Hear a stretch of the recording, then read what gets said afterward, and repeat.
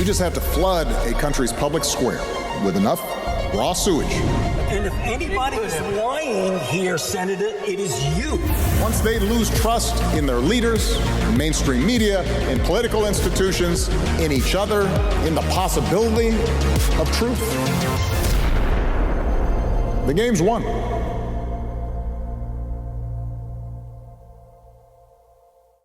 With Broken Truth, I am here with medical hero, Dr. Sherri Tenpenny. Dr. Tenpenny, how are you? I'm terrific. Thank you so much. You know, your story has been so impressive to follow for the last 25 years. You've been attacked, you've led charges, and it's really almost like a war. You almost should have like a general's hat on or something. How does it feel to go from being attacked to having them bring your medical license under scrutiny and then getting it back, that road? I mean, it must have been a roller coaster. Um, Not really. I thought it was kind of it wasn't as much of a roller coaster as what people kind of make it out to be. Okay. It was really the fact that they were wrong and I was just going to stand my ground. They kept saying that they sanctioned my medical license because I failed to cooperate in an investigation. And what had happened was after I testified at the health committee hearing in Columbus, Ohio, for the state of Ohio, they sent me a letter um, that by regular mail, by courier, by FedEx, and by certified mail. So they wanted to make sure I could never claim that I didn't get it, right? So I get this letter and I'm flipping through it. It's 22 pages long. It's got little snips of things I had said on various podcasts. I'm like, okay, what do they want this time? Because this wasn't the first time I'd ever heard from them.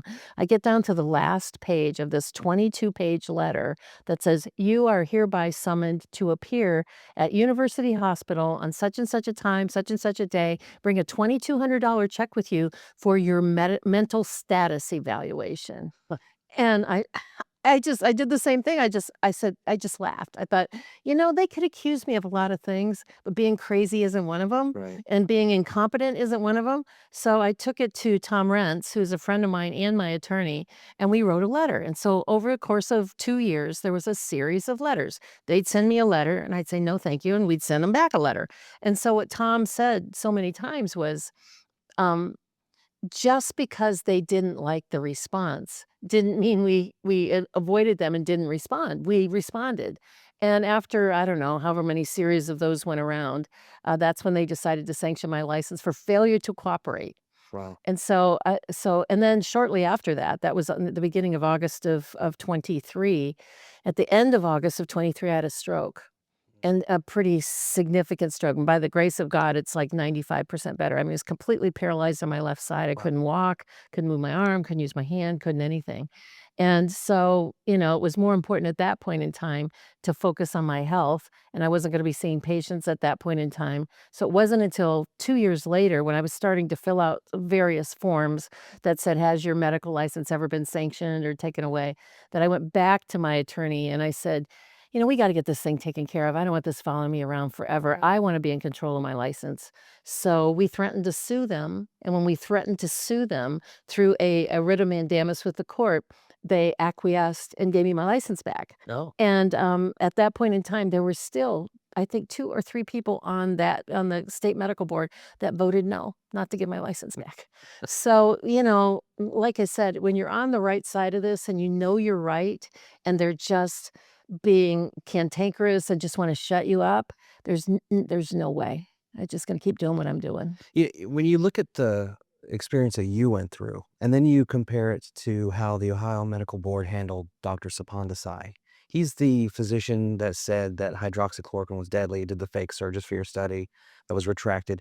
He never got called to carpet for what he did. And the only reason they retired his medical license was because he refused to respond at all.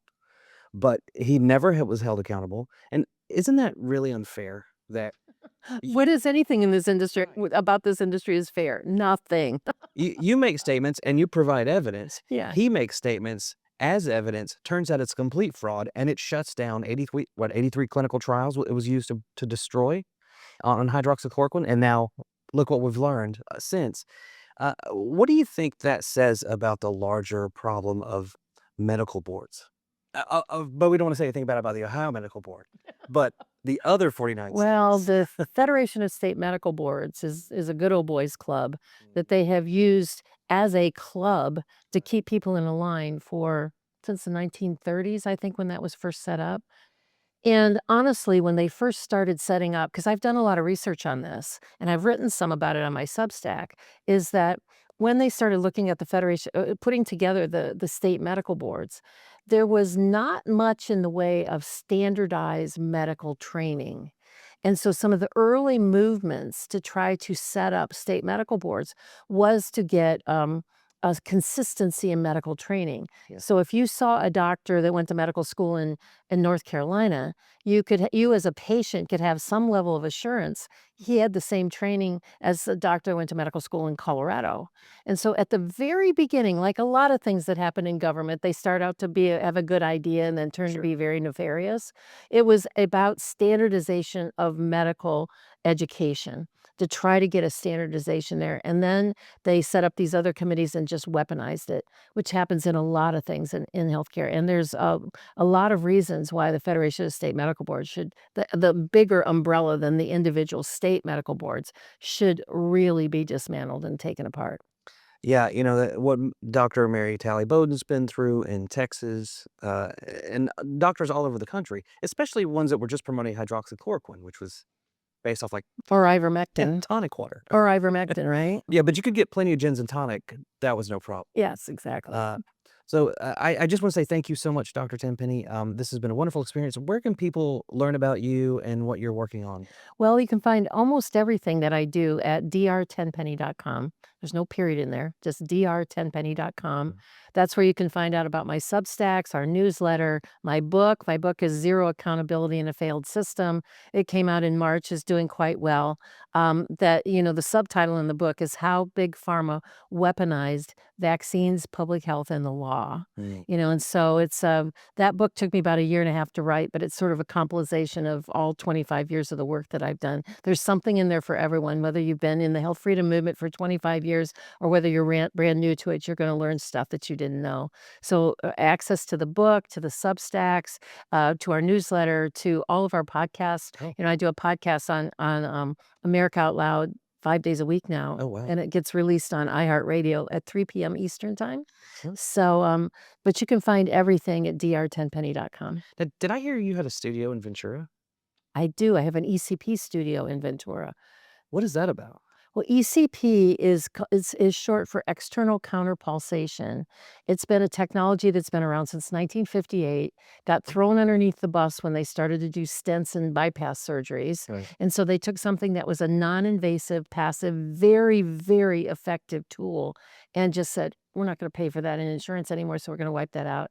So external counterpulsation, it's a bed that you lay on, and you have the equivalent to blood pressure cuffs around your calves, your thighs, and around your lower abdomen, and a 3-lead EKG to your heart. So it's your heart pumps, then the cuffs, heart cuffs, heart cuffs. And when it pumps the blood back up through your cardiovascular system, it releases nitric oxide, vasodilates, lowers your blood pressure, does great things. Does great things for strokes, for heart disease, for overall health and wellness, for erectile dysfunction, for COPD, for asthma. It's just an overall health benefit. And of course, we couldn't have that in our healthcare armamentarium. It would be way too effective for people that didn't qualify for stents or they had stents and they failed. So can people just like go there? And Yeah. hire Yeah. So it's in Ventura, California. You just call up, make an appointment. You don't need, it's an FDA class device for personal exercise and training. Okay. And so we have a center in Ventura, California, and we have a bed in our clinic, the Tenpenny Integrated Medical Center in Cleveland, Ohio. So we do things with other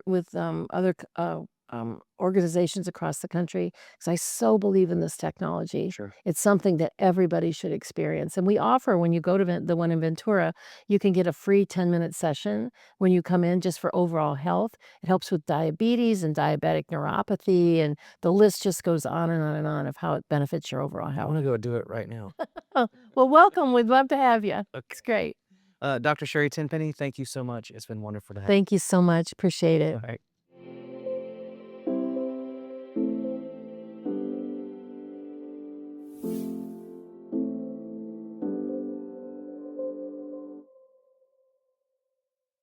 I believe in the Constitution. I believe that one case, the right case, can change the world. If you believe this too, Freedom Council is for you. Pursuing a major case can be overwhelming, but we provide a community of practice so that you have the resources available to support your case. My name is Warner Mendenhall, and we are Freedom Council. Join Freedom Council today. freedomcouncil.org.